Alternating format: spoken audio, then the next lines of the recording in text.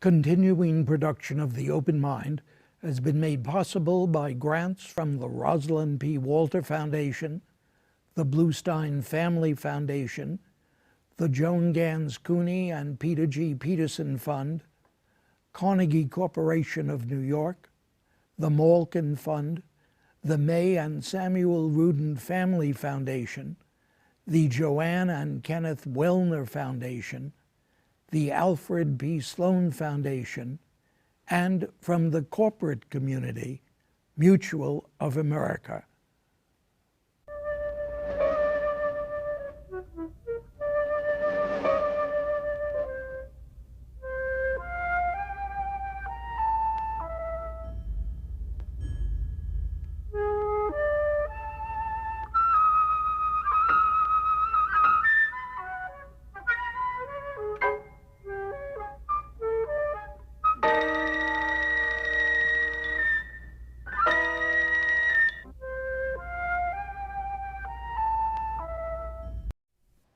I'm Richard Heffner, your host on The Open Mind, and my guest today is journalist Andrew Ross Sorkin, a financial columnist for the New York Times, its chief mergers and acquisitions reporter, and the founding editor of Dealbook, an online daily financial report published by the Times, for which he also writes a weekly column of the same name. Mr. Sorkin's expertise also has him appearing quite frequently on our television screens, particularly as he co-anchors CNBC's morning Squawk box. His now updated Penguin book about this nation's near-catastrophic banking crisis at the end of the Bush administration, Too Big to Fail, has become an American classic. With its subtitle, The Inside Story of How Wall Street and Washington Fought to Save the Financial System and Themselves, Too Big to Fail has, of course, been parodied as Too Big to Jail, which the other month was the theme of an Andrew Sorkin Dealbook column in which my guest wrote, "Putting aside the important matter of whether our banks are too big to fail, there is a more pressing and difficult question that needs to be answered here and now. Do we want to indict corporations? And is it effective?" This, of course, was all occasioned by something United States Attorney General Eric Holder had just told the Senate Judiciary Committee, and that Andrew Sorkin made read like an Obama administration secret revealed for the first time. And so I want to ask my guest, just what was this admission? Well, Eric Holder, who I actually just saw this weekend as it happened, Was he happy with you? I'm not so sure about that. I think that he disagreed quite vehemently with that column, but we had a nice, cordial conversation, and we're actually hoping to talk to each other in a week, so we'll see. But he revealed for the first time in, I thought, a very surprising way. He said it matter-of-factly, and frankly, most of the newspapers didn't pick it up at the time, where he said, look, we sometimes can't go after these big banks because we believe that they are too big to fail. And the implications of what that means for prosecuting individuals on Wall Street and, frankly, in corporate America on a more broader scale are quite meaningful. And the implications that we can or cannot hold people accountable on a criminal basis in the corporate world, I think, is a huge question. And I think it's a question that ever since the financial crisis and before, but has become an acute issue post-financial crisis. You know, wherever I go, people say, why have we not put somebody in jail? Why is there no Ken Lay? You remember Ken Lay from Enron during that period, or Dennis Kozlowski from Tyco with his famous $6,000 shower curtain. You know, there is no poster boy per se for this financial crisis in the context that you can say that guy was held accountable and he went to jail. And to the degree that there are people out there watching this program and in the broader country who say to themselves, I can't trust the system unless I see some form of accountability, that's a huge challenge. But of course you weren't, in what you wrote, or I gather now, totally unsympathetic with the No, Attorney no. General's position? I'm not unsympathetic. You just say it was a secret up until now. Well, because it had never been said aloud. It had been implied in private conversations, off the record and background conversations that government and regulators would have with reporters. You would hear it's very tough to prosecute. The implications are very difficult. For example, if we decide that we are going to go after the CEO of so-and-so bank, could we topple the bank? What happens if we topple the bank? If we are actually, and it's not, by the way, just going after the CEO. This is the more important part. It's going after the bank. Are we going to indict the entire institution? Are we going to say that, make it up, Goldman Sachs, Morgan Stanley, JP Morgan, Bank of America, whomever, we're going to indict the entire bank, and effectively, does that mean we therefore put them out of business? And if we put them out of business, what happens to the markets? Because everybody says, we saw what happened when Lehman Brothers went out of business, and it was a domino effect across the board. So could the government, could Eric Holder or whoever is in power and position to do this, indict a bank? That's the question. So we now appoint you Attorney General, or we make you President of the United States, because the buck has to stop there, not with the Attorney General. What would you do? So it's a very complicated issue. And where I come out in the column and where I've come out, and it's taken me a long time to get there, and it's not a popular view. I should tell you my mother disagrees with me. Make them pay, she says. She says make them pay. I say make the individuals pay. I say the concept of indicting an institution, a company, sounds good in theory, but actually doesn't mean much, except perhaps for the benefit of the headline. I'm someone who generally believes that we talk about banks and institutions and corporations as these big behemoths, but we don't realize ultimately, and it's what Too Big to Fail is about, it's about people. Corporations don't make decisions, people make decisions. Now, there are corporations that have lots of bad people in them. There are corporations that potentially have an insidious culture, and that makes this even more complicated. But ultimately, for my money, I would be focusing on looking at individuals and saying, did you do the right thing or did you do the wrong thing? And if you did the wrong thing, we need to hold them accountable. The problem with trying to, quote unquote, indict an institution, the problem with indicting a Goldman Sachs or a Citigroup as an entire company is that Eric Holder, for better or worse, is actually right. If we put the company out of business, two things happen. One is, it is possible that we do create a run on the bank, meaning we create a systemic risk to the system. And that's a whole larger question about too big to fail more generally. But the other piece of it, and I mentioned Ken Lay before, when you go back and look at Enron, Enron was indicted. Thousands of people lost their job. Now you could say that the company was crooked, and you could say that there were individuals who were responsible for it being crooked. But I don't suspect that all, however many thousand people lost their job, tens of thousands in this case with Arthur Andersen as well. I don't believe all of them were guilty. And therefore, I think for the greater good, you have to say to yourself, let's be specific. We'll pick out the people that we think there's a problem with. And on the flip side, we will try to leave whatever left is as intact as we can. Again, not the most popular view, depending on how you come to it. Well, aside from your mother's point of view, Andrew, when you do the indictment that you want to have done, or you would choose, you're going to indict not just the chairman, CEO, but the chairman and or the CEO, Yes. and a few others. What happens to the stock price the next day? In all honesty, you've said you're not indicting the corporation, just the people we identify as the leadership of the corporation.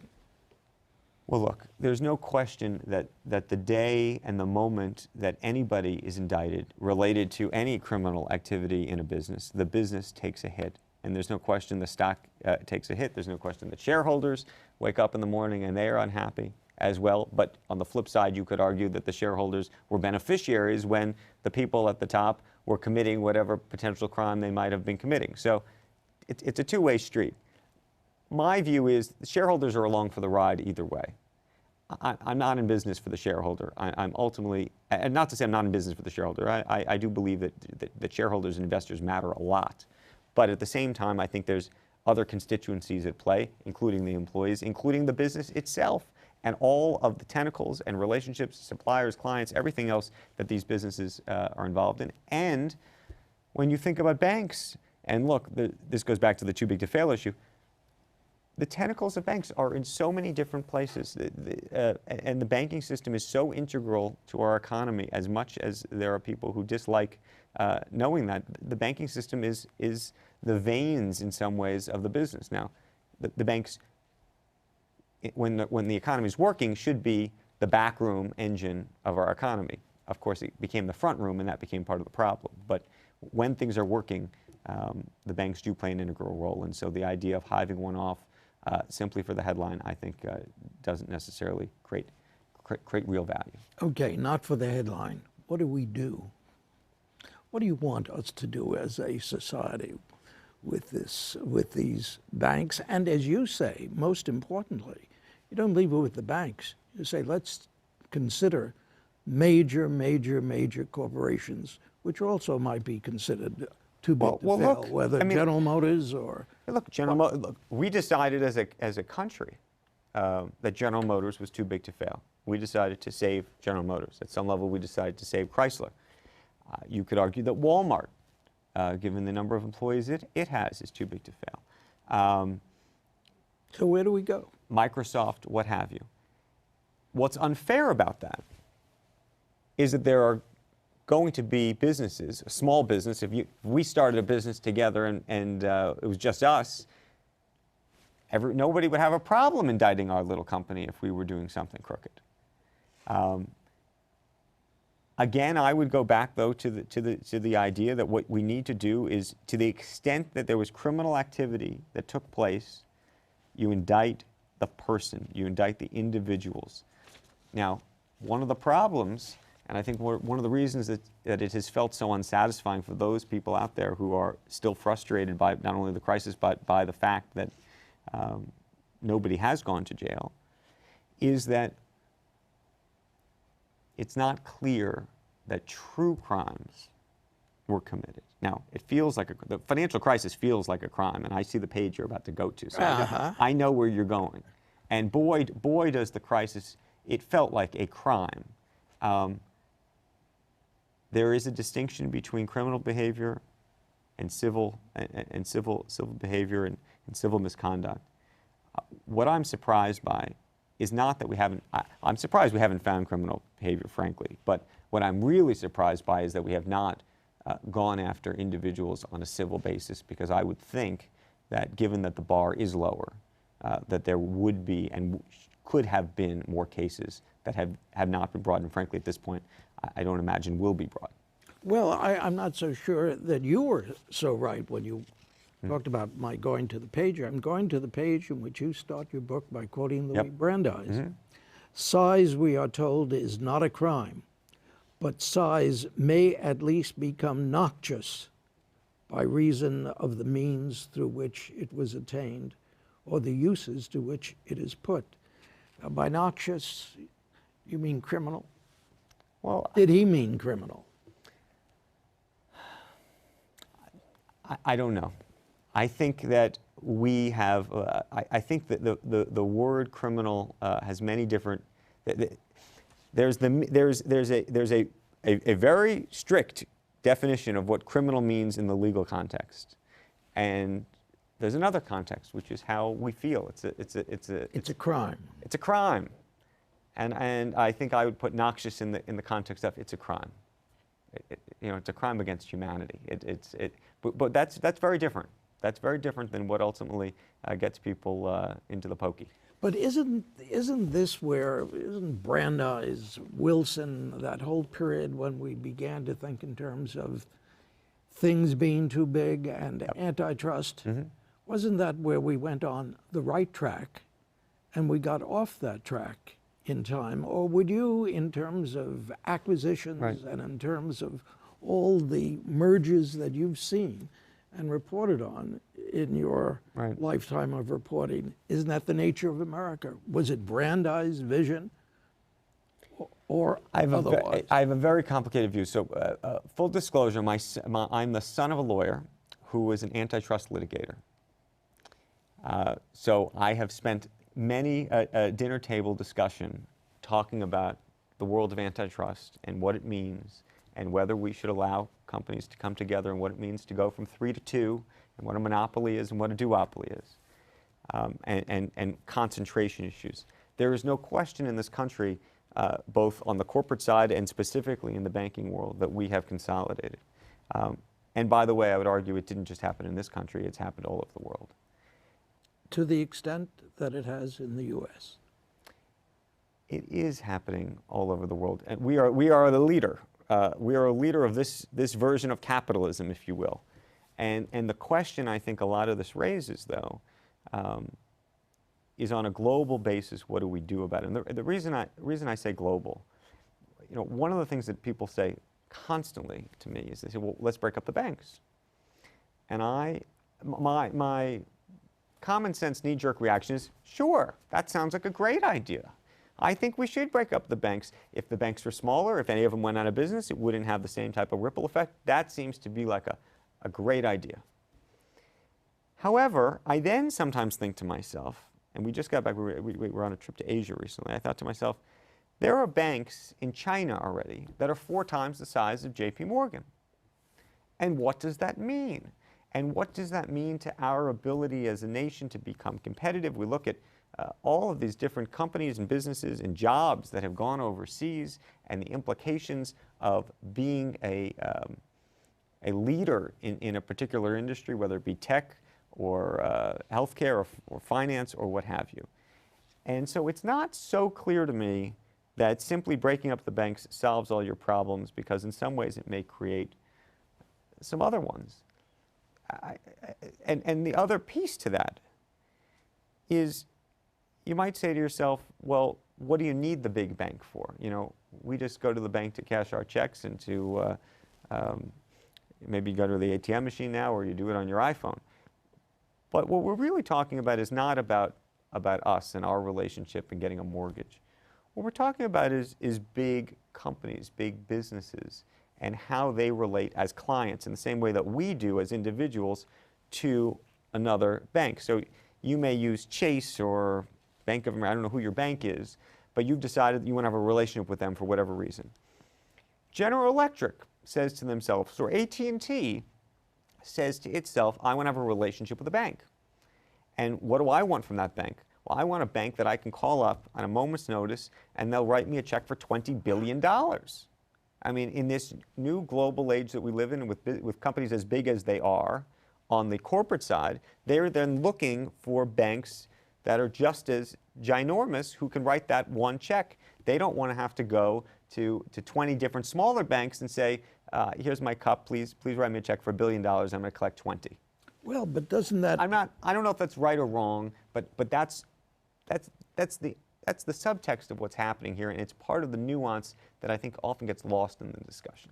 But doesn't that point in the direction of embracing Mr. Volcker and the Volcker rule, which you don't seem to do? You know, it's not that I don't embrace the Volcker rule.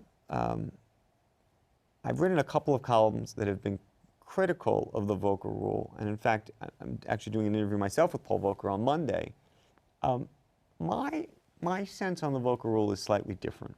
What I've tried to say in my columns is 2 things.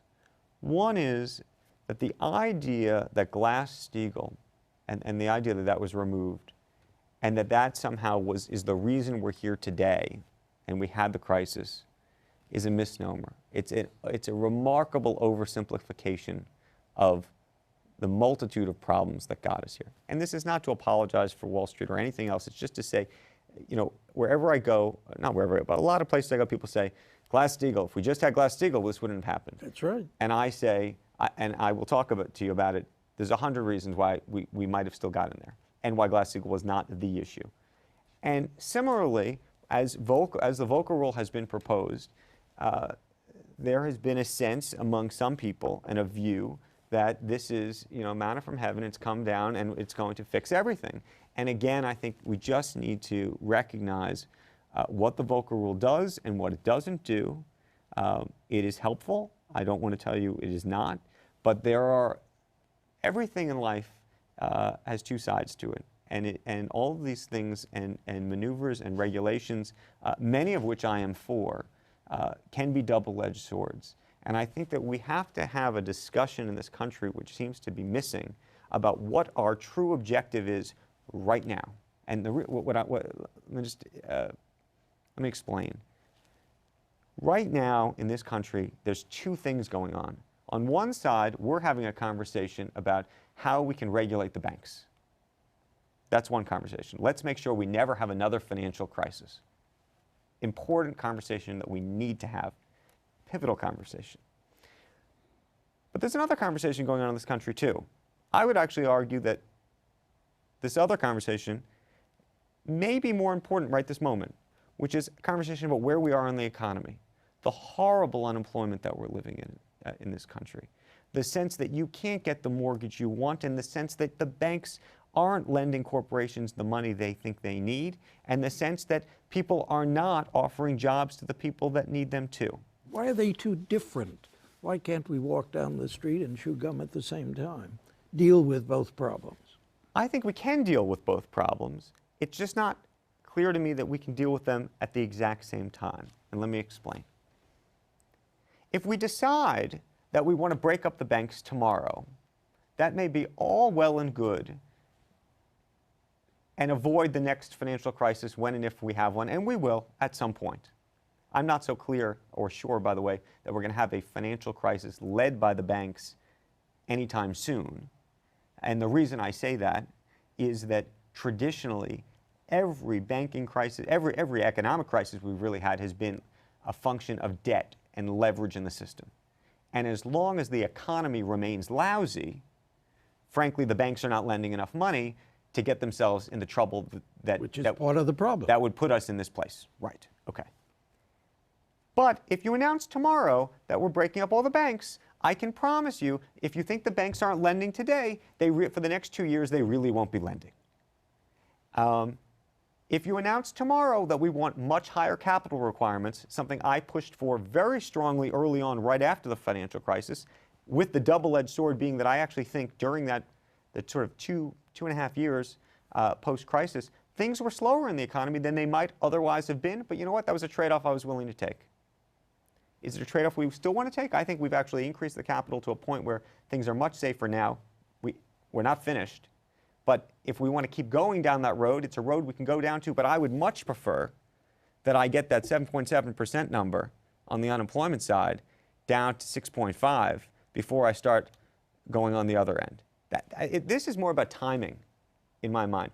I would love to get the banks to be as uncomplicated as humanly possible. I would want to make sure they never have a financial crisis. But I'm also aware that there are realities, which is that if you decide that you want these guys to keep more money in the bank, these guys over here can't have it. Okay, then putting all those thoughts together, what would you have us do as a nation? Well, nobody elected me president, but I think there's a couple things. I just did. Well, thank you. My mother will like that. My sense is there are a couple opportunities here. The first is that we really need to figure out how to fix the employment picture. Until we get that number fixed, get that 7.7 number down to 6.5, even 6. Look, it's never going to be 4. 4.6 was where we were before the financial crisis, but that was Alice in Wonderland. And my great worry, by the way, is that because we'll never get back to that number, we're never going to feel like we returned. And I don't know if people appreciate sort of how artificial the sort of 2006-07 period was. Nonetheless, I think the focus strictly has to be on jobs. I'm Keynesian at some level. I would be spending money. I would be creating an infrastructure bank. I would be trying to do public and private partnerships. I would really be trying to put as much money into the system as humanly possible so that we could try to get this economy moving again. That's what I think has to happen. I think that's what the role of government is when we are in a tough spot. And I think, frankly, it's the role of business, and I think there's opportunities for them to come together and work together. There's a lot we can do on the tax front to try not to lower taxes per se, but to try to simplify the code. And I think that would make a lot of sense both on the corporate side and on the individual side, because I think it's created an enormous amount of inefficiency. And ultimately, we're going to have to deal with the long, hard, and very difficult issues that have to deal with entitlements. And there is some argument to be made that if we deal with those issues, or at least we have a plan to deal with those issues, that businesses will feel more comfortable investing. You know, there's over $1 trillion in cash sitting on the sidelines because people say they feel uncertain. Warren Buffett has said a million times, we always are living in uncertainty, and we maybe just have to push through it. But I think it is paralyzing some, and so the question is, how can we make those people feel a little less paralyzed? Having said that, by the way, you know, you come up with a great entitlement program or a great plan to deal with entitlements, which effectively means ultimately on the long term lowering entitlements. That can take a hit to the economy too. You've seen, we just had the sequester. You decide you want to cut stuff, it can hurt the economy. That's there we real. are. That's where we are. It's real. My sense is that, and look, I don't think Washington is prepared to have a grand bargain at all. I mean, I don't think this is 30 seconds for your solution. I have 30 more seconds. Anyway, what I would do is I would try to get a grand bargain, but the grand bargain would not start in a meaningful way for 3 or 4 years, again, until we can get that unemployment number down. And the grand bargain is going to hit people on both sides. It's going to be higher taxes, or at least higher revenue, and is also going to be, obviously, a pullback in some entitlements. And that, unto itself, would be tough for on all sides. Now we've got to put some flesh on that skeleton. Our time is up. You'll come back, or at least stay where you are. Absolutely. And we'll continue. Andrew Ross Sorkin, thank you so much for joining me today. Thank you. And thanks too to you in the audience. I hope you join us next time as well. Meanwhile, as an old friend used to say, good night and good luck. And do visit the Open Mind website at 13.org/openmind to reprise this program online right now, or to draw upon our archive of 1,500 or so other Open Mind and related programs. That's 13.org/openmind.